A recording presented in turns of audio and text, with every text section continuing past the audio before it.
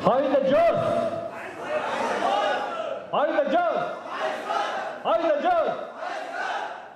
अब लगा है कुछ नवोदय वाले बैठे हैं। आदरणीय बड़े भाई साहब लोग, दीदियाँ, मेरे प्यारे अनुजों, जब मुझे कल लगभग फ़ोन आया कि मनीष तुम्हें आके कुछ शब्द कहने हैं मंच में आके, तो मैंने पूछा कौन सी भाषा में कहना है। हिंदी, अंग्रेजी की जो थर्ड लैंग्वेज हमने पढ़ी है, हालांकि अलग बात हमने पढ़ी नहीं, फर्स्ट बैच को नहीं पढ़ाई गई थी सिरमौर में, कि बघेली, तो उत्तर आया बघेली में। तो हमने कहा कि बघेली तो पहले, हालांकि क्योंकि हम बघेलखंड में पैदा हुए हैं तो अच्छी है ही, लेकिन नवोदय के जाने के बाद बघेली हमारी और अच्छी हो गई, क्योंकि रीवा और किसी चीज़ की जो क्या कहते हैं सुरुचि हुई हो ना हो, लेकिन इस एक भाषा, आज इनफैक्ट मैं आपको सही बता दूं, मतलब देश दुनिया घूमने के बाद भी मैं अपने बाप दादाओं से ज़्यादा अच्छा बघेली बोलता हूँ अपने घर में, और कोशिश कर रहा हूँ अपने बच्चों को सिखाने की, तो वो सीख नहीं पा रहे हैं, ये अलग बात है। लेकिन तो मुझे बुलाया गया है यहाँ वेलकम करने के लिए। आप तो अगर वेलकम ना होते तो यहाँ आते ही नहीं। मैं भी अभी फ़िलहाल मैं पूना में रहता हूँ, वहाँ से खींचा चला आया, घर आया था, मुझे जैसे पता लगा, हालांकि हम लोग हर बार अपना एटलीस्ट अपना बैच तो मिलते हैं, लेकिन जब मुझे पहली बार पता चला कि हम सारे अलग अलग बैच के लोग मिलेंगे, तो इससे अच्छी खुशी की बात नहीं है। दो चार शब्द मैं कोशिश करूँगा अपना जो वक्तव्य है 2-3 पार्ट में डिवाइड करने का। नंबर 1, हम चलते हैं थोड़ा भूत की ओर। पहले सीखते हैं कि हम क्या हैं, कहाँ से आए हैं, क्या करते थे। थोड़ा वर्तमान के बारे में देखेंगे, हम आज क्या हैं, क्या कर रहे हैं, और हमारा भविष्य एज ए ग्रुप, हमारा भविष्य कैसा होना चाहिए। तो थोड़ा नॉस्टैल्जिया में अगर देखा जाए तो if you look at it, nostalgia is a very tricky business. एक बार हमें ये खुशी भी लाता है, साथ में कहीं ना कहीं दर्द पैदा करता है। नॉस्टैल्जिया एक ऐसी चीज है कि जो खुशी भी लाता है, और जब भी आप याद करें, कोई भी याद हो, चाहे अच्छी हो चाहे बुरी हो, अच्छी याद है तो खुशी के आंसू आएंगे, बुरी याद है तो दुख के आंसू आएंगे, और साथ में खुशी भी होती है। और नॉस्टैल्जिया के लिए कुछ चीज़ों का मैं बयान करूंगा जो कहीं ना कहीं आप लोगों को अपने पुराने कुछ वर्षों में ले जाएगा। नवोदय में मेरा बैच, जो रीवा का पहला बैच है, 1993-94 में आया था। हालांकि उस समय हमारा क्योंकि विद्यालय भवन नहीं था, तो हमें 20 मार्च 1994 को हम सब इकट्ठा हुए थे एक टेम्परेरी बिल्डिंग में, और 1 महीने के बाद हम लोग क्लास 7 प्रमोट कर दिए गए थे। तो पहली बार, जैसे कोरोना में इस बार प्रमोट हुए हैं सारे 11th-12th के बच्चे, ठीक उसी प्रकार हम लोग को 7 प्रमोट कर दिए गए थे। कुछ चीज़ों का अगर मैं ध्यान आकर्षित कराऊँ आप लोगों का, तो आप सभी को याद होगा हम मेस से कैसे रोटियां ले आते थे, अपने गद्दे के नीचे रखकर, किसी और का घी चुरा के और हीटर में गर्म करके खाया करते थे। तो आपको वो भी याद होगा, हमारे वो जो दिल में खुद के छुपाने वाले क्रशेस, जो 7वीं में, 8वीं में, 9वीं में खासकर माइग्रेशन के लोग, चाहे उनके खिलाफ स्ट्रैटेजी बनाना हो, या कि उनको पीटना हो, या कि उनके पीटने से बचना हो। फिर उसके बाद 11वीं में फिर से गुट बन जाना, चाहे आर्ट का हो, साइंस का हो या मैथ्स का हो। माइग्रेशन के बाद हम लोग का पन्ना और रीवा का गुट बना हुआ था। फिर अगर और बातें की जाए तो कैसे स्टडी करना, कैसा कोशिश करना कि वो जब लाइट बंद हो जाए तो मैं कहीं और जाके पढ़ लूँ, ये सामने वाला पढ़ने ना पाए। और 12वीं के जो गैप है उसमें बीच में यही बैठ के बातें करना कि यार हम अब यहाँ से जाएंगे तो हमारा क्या होगा। ये अलग बात है कि 12वीं पास होते ही दो लोगों ने एक दूसरे का नंबर डिलीट कर दिया, लेकिन लग रहा था जब तक हम बाहर नहीं जाएंगे, जब बाहर जाएंगे तो कैसी होगा जीवन। तीन नॉस्टैल्जिया से क्या है, कुछ न कुछ खट्टी मीठी यादें हमेशा हर व्यक्ति की जुड़ी रहती हैं। आज 27 वर्ष बाद अगर मैं याद करूं, लगभग 27 वर्ष हो गए मुझे नवोदय में एंट्री के हुए, और ठीक 21 साल हो गए पास आउट हुए। उन 21 वर्षों में हमने क्या कुछ सीखा, क्या कुछ देखा, अपने जीवन में क्या कुछ नया उतारा, ये हर चीज़ की हर जो ये सारे जो स्तंभ हैं और कहीं न कहीं फाउंडेशन है, ये नवोदय का ही दिया हुआ है। मैंने इंजीनियरिंग किया। इंजीनियरिंग अगर किसी से पूछोगे आप, अगर बाहर जाके जो खासकर डे स्कॉलर्स होंगे या कि बाकी विद्यालयों से होंगे, तो उनके जीवन का जो सबसे अहम और सबसे याद करने वाला पल होता तो इंजीनियरिंग और मेडिकल का जो टाइम होता 4 या 5 साल का, वो होता है। लेकिन अगर किसी नवोदय वाले से पूछोगे कि आपके जीवन का सबसे अहम जो पड़ाव था, अहम समय कब का था, तो हर व्यक्ति, मुझे लगता है मैं इंजीनियरिंग करने गया जब लोग वहाँ रैगिंग करते थे, एक दूसरे को सता रहे थे, कुछ और कर रहे थे, तो मुझे लगा यार ये तो मैं सब 7वीं 8वीं 9वीं में करके आया हूँ। ये क्या बच्चों वाली बातें कर रहे हो, तुम रैगिंग ले रहे हो, बच्चों से कान पकड़ के उठवा रहे हो। हम तो पहले से थाली डुलवाते आ रहे हैं। मुझे याद नहीं कि मैंने अपनी थाली में खाया होगा 7वीं के बाद।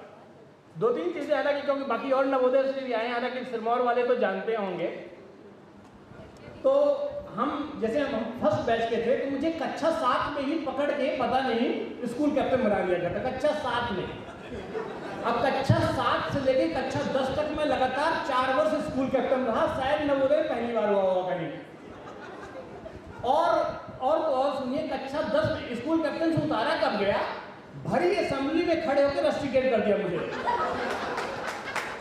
भरी असेंबली में, क्योंकि, और उसका मैं एक कारण बताता हूँ, क्योंकि एक हमारी प्लेज होगा, आपको याद होगा, India is my country and all Indians are my brothers and sisters.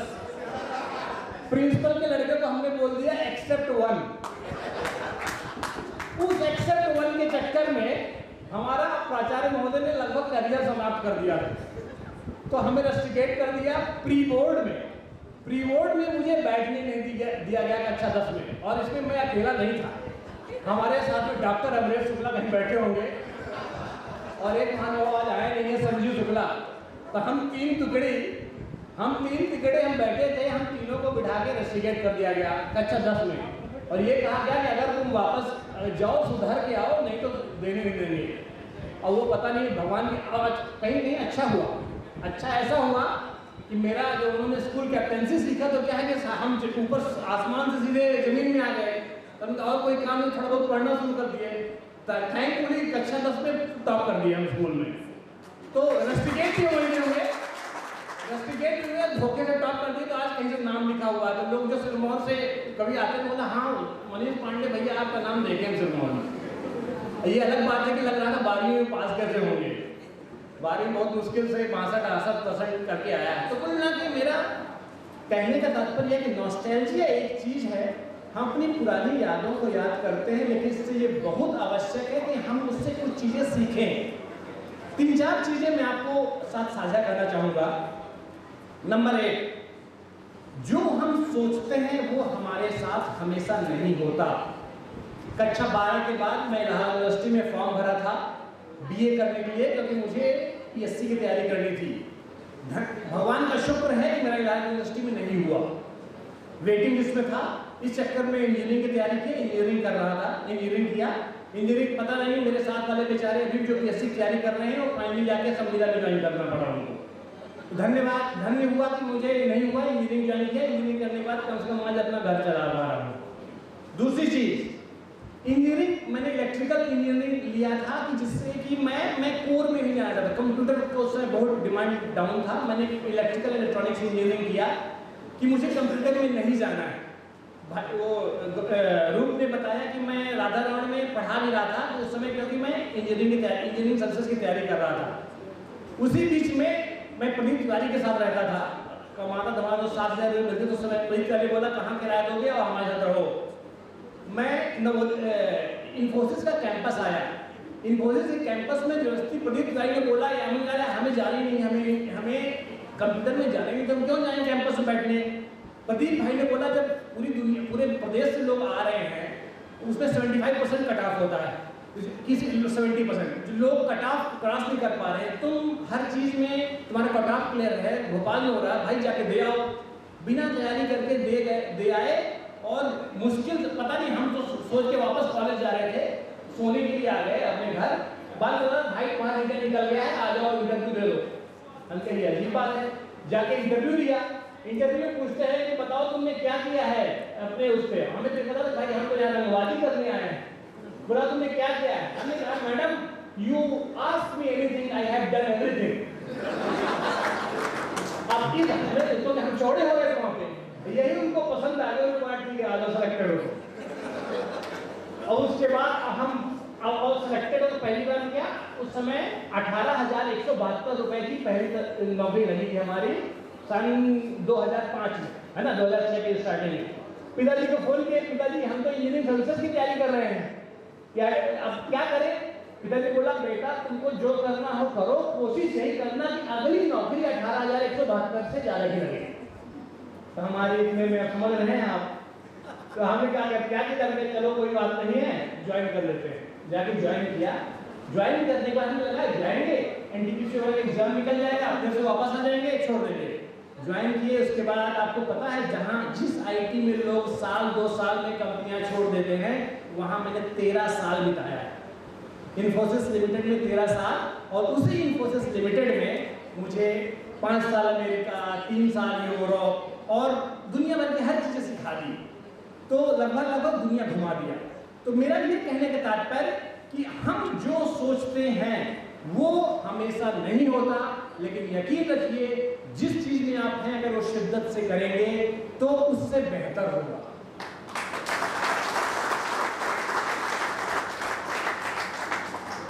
और क्या है कि सक्सेस जो है ना, जो सक्सेस है वो गोल नहीं है, it's not a destination, it's a journey. In fact कोई चीज को पाने में जो मजा है ना, वो पा जाने के बाद मजा नहीं है। मैं जैसे आपको दूसरा उदाहरण देता हूँ, हम लोग अपने जैसे मैं जब सॉफ्टवेयर इंजीनियर था या कि टीम मेंबर था, तब लगता था कि एक बार मैनेजर बन जाएंगे ना तो मजा आ जाएगा, कितना है सर उसको। मैनेजर बन गए तो कहते यार यहाँ मजा नहीं आया, सीनियर मैनेजर बन जाएगा तो मजा आ जाएगा। आज वाइस प्रेसिडेंट हैं तो अकेले हो जाते हैं, और हमारे साथ वाला आपके साथ वाला जो दूसरा वाइस प्रेसिडेंट है वो आपसे सैलरी डिस्कस नहीं करेगा, आपको अपनी स्ट्रेटजी नहीं बताएगा, वहां पे आपका कंपटीशन हो जाएगा। तो उस जो जर्नी है ना उसको एंजॉय कीजिए, ये बहुत आवश्यक है। दूसरी चीज मैं आपको एक चीज और बताता हूँ, कुछ चीजें एक आपने सुना होगा, first we make habits then habits make us, ये बहुत आवश्यक है।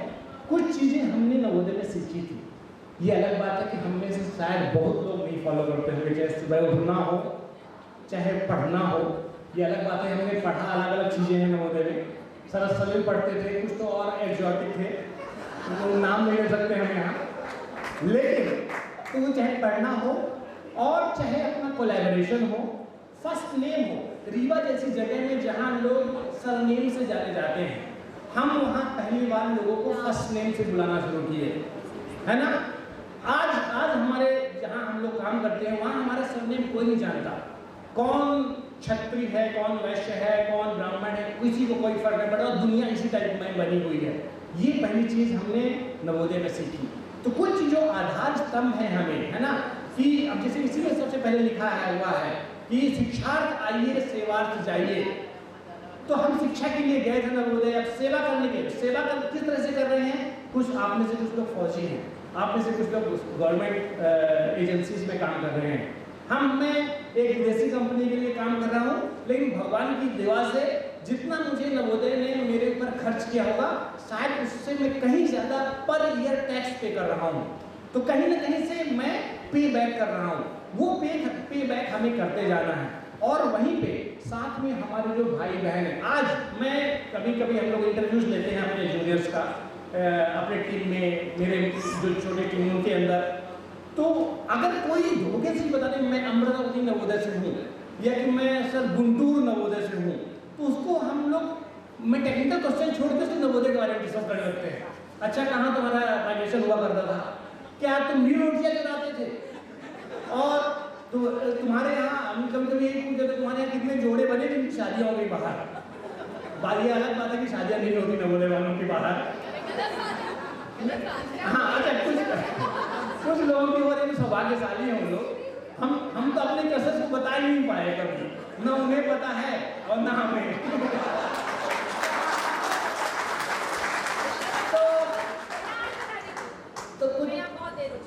तो कुछ चीजें सिर्फ एक और चीज मैं बताना चाहूँगा जो हर व्यक्ति से जुड़ी हुई है। इसके बाद हम फ्यूचर की रूपरेखा के बारे में बात करेंगे। दो विषय ऐसे हैं जो हर व्यक्ति को कहीं ना कहीं से टच करते हैं। एक होता है स्वास्थ्य और दूसरा, मैं मनी तो नहीं करता, लेकिन मतलब मनी, लेकिन वेल्थ, जो भी मान लीजिए धन, स्वास्थ्य और धन हर व्यक्ति को व्यक्तिगत रूप से बहुत ज़्यादा इम्पैक्ट करता है। और एक मजे की बात बता दूं मैं आपको, इन दोनों चीज़ों के पाने के लिए और इन दोनों चीज़ों में रिच होने के लिए आपको बहुत होशियार होने की ज़रूरत नहीं है। क्या ज़रूरत है? सिर्फ एवरेज तरीके से डिसिप्लिन और पेशेंस। डिसिप्लिन और पेशेंस अगर रखेंगे तो एक एवरेज IQ का आदमी भी बहुत सुखी और बहुत धनी हो सकता है।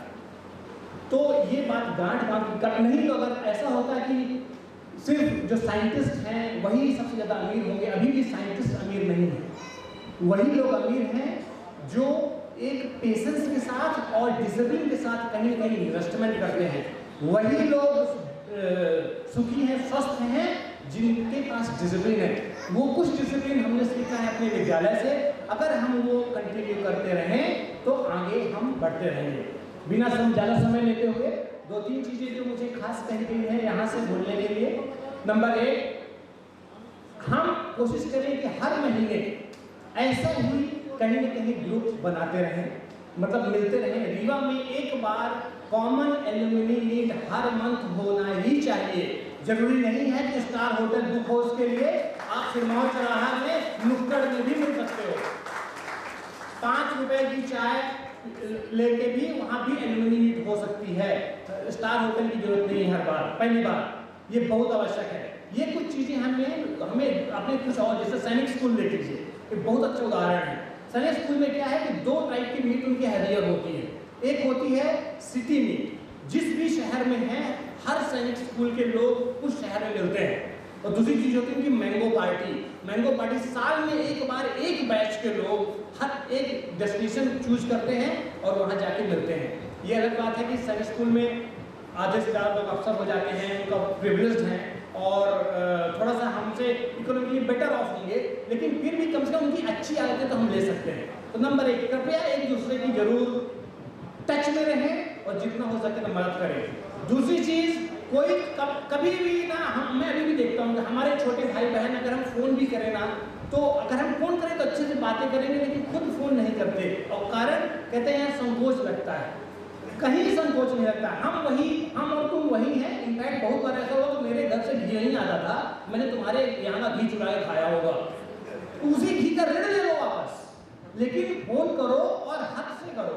तुम मेरे साथ वाले हो, मुझे आज 5,000, 10,000, 20,000 की जरूरत है, तो इसमें किसी कोई संकोच नहीं है। ग्रुप में डालो, किसी एक बंदे को नहीं। भाई किसी के पास एक्स्ट्रा 10,000, 20,000 पड़े हो, तो मेरा बच्चा बीमार है, मेरी सैलरी अगले महीने आने वाली है, कृपया हेल्प करो, डेफिनेटली किया जाएगा।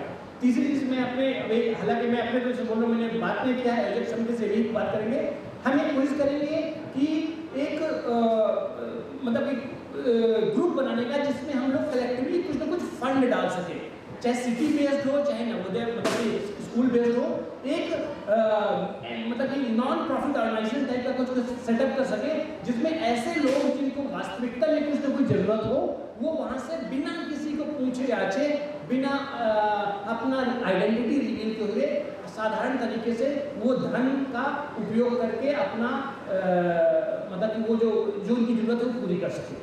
ये भी हम कोशिश करेंगे। और जो हम में से जो कुछ लोग कर सकते हैं आज, और इनफैक्ट अगर हम उसको रजिस्टर्ड कर देंगे तो हम लोग 35% टैक्स ब्रैकेट में आते हैं। उस 35% अगर मैं 10,000 उसमें डालता हूँ तो मेरा 3,500 का तो ऑलरेडी टैक्स बच रहा है, तो मेरा ओवरऑल 6,000 रुपये ही जा रहा है उस 10,000 में। तो इस प्रकार से कहीं ना कहीं फायदा हो जाएगा। तो ये छोटी छोटी चीज़ों को हम चालू करेंगे। बिना ज़्यादा समय लेते हुए बस यही कोशिश करूँगा, मेरे प्यारे भाइयों और बहनों, जुड़े रहो एक दूसरे से और जितना हो सके मेरा नंबर है, मोस्टली लोगों के पास है, लिंक्डइन पे है, कभी भी कोई मैसेज हो बिल्कुल डालिए। पुणे आप में से कोई भी पूना, मुंबई या महाराष्ट्र आता हो तो जरूर आके मिलिए। और जब भी मैं यहाँ आऊँगा तो इस तरह आपसे मिलता रहूँगा। इन्हीं के साथ मैं विदा लूँगा। बस सर्वे भवन्तु सुखिनः, सर्वे सन्तु निरामया, प्रज्ञानम ब्रह्म। इन्हीं कुछ ज्ञान की बातों के साथ आगे बढ़ते रहिए और ईश्वर हम सबका कल्याण करे। हम ही नवोदय हों।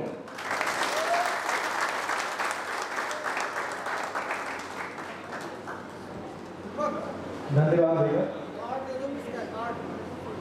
ज्ञानेंद्र प्रताप सिंह जी भैया, आपकी अमूल्य धरोहर हमारे पास है। ज्ञानेंद्र प्रताप सिंह, इससे घूमने पर 3000 रुपये की पेनाल्टी भारत सरकार द्वारा लगाई जाएगी। और एक कीमती मोबाइल भी मेरे पास जब्त है। मित्रों, भाइयों और बहनों, आज ये हम सब के लिए एक हर्ष का विषय है कि वैसे तो हम सभी नवोदय विद्यालय के छात्र अपने अपने स्तर पर एक अच्छे मुकाम पर हैं, अच्छी जगह पर हैं, लेकिन एक अपने व्यस्ततम जीवन में से, क्योंकि नवोदय ऐसा नाम ही है कि चाहे कोई प्रधानमंत्री भी बन जाए उसके दिल में वो नवोदय जिंदा रहता है। तो मैं आप सबसे एक बार निवेदन करूंगा कि जोरदार तालियों से स्वागत करें श्री स्वप्निल वानखेड़े जी। हमारे भैया श्री स्वप्निल वानखेड़े जी 2002 पास आउट हैं जवाहर नवोदय विद्यालय अमरावती से, और वर्तमान में भारतीय प्रशासनिक सेवा के एक अधिकारी के तौर पर, जिला पंचायत सीईओ के तौर पर हमारे रीवा में ही कार्यरत हैं। ये हमारे सबके लिए